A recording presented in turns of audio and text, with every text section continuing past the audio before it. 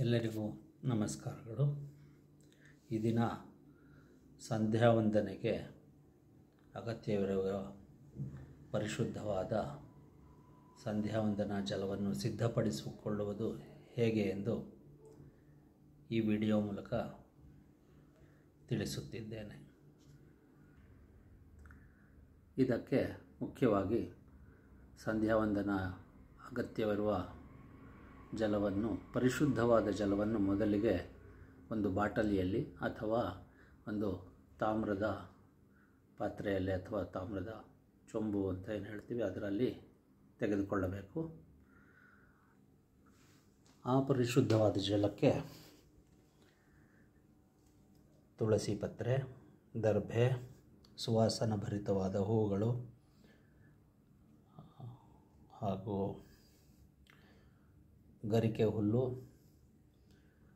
ಕೆಲವು ದ್ರಾಕ್ಷಿ ಹಣ್ಣುಗಳು, ಒಣ ದ್ರಾಕ್ಷಿ ಹಣ್ಣುಗಳು, ಪವಿತ್ರವಾದ ಯಾವುದಾದರೂ ಒಂದು ವೃಕ್ಷದ ತೊಗಟೆ, ಗಂಧ ಹಾಗೂ ಹರಿತಕಿ, ವಿಭೀತಕಿ ಮತ್ತು ಆಮಲಕಿ ಅಂತ ಹೇಳುವಂಥದ್ದು ತ್ರಿಫಲ ಚೂರ್ಣಕ್ಕೆ ಸಂಬಂಧಪಟ್ಟ ವಸ್ತುಗಳು, ಹಾಗೆ ಬೇರೆ ಸುಣ್ಣ ಒಂದು ಸ್ವಲ್ಪ ಅರಿಶಿನ, ಏಲಕ್ಕಿ ಪುಡಿ, ಒಂದೆರಡು ಹನಿಯಷ್ಟು ಗೋಮೂತ್ರ, ಬ್ರಾಹ್ಮಿ ಪುಡಿ ಈ ಥರದ್ದು, ಮತ್ತು ಇನ್ನು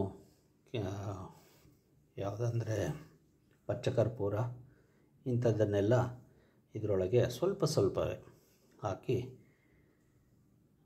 ಕೊನೆಗೆ ಅದರ ಜೊತೆಗೆ ಪವಿತ್ರವಾದ ತೀರ್ಥಕ್ಷೇತ್ರಗಳ ಜಲವನ್ನು ಒಂದು ಸ್ವಲ್ಪ ಸೇರಿಸ್ಬೋದಾಗಿರುತ್ತೆ.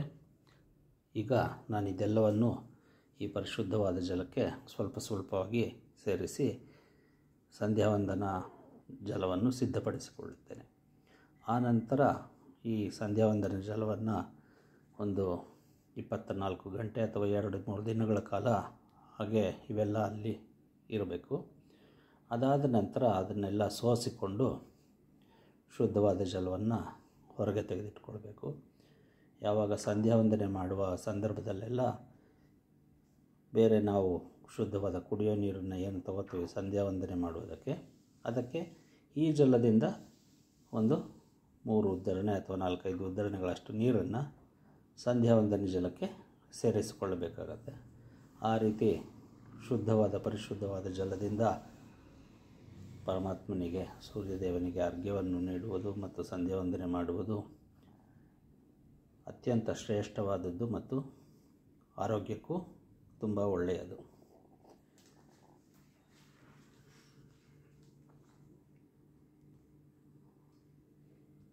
ಎಲ್ಲರಿಗೂ ಧನ್ಯವಾದಗಳು.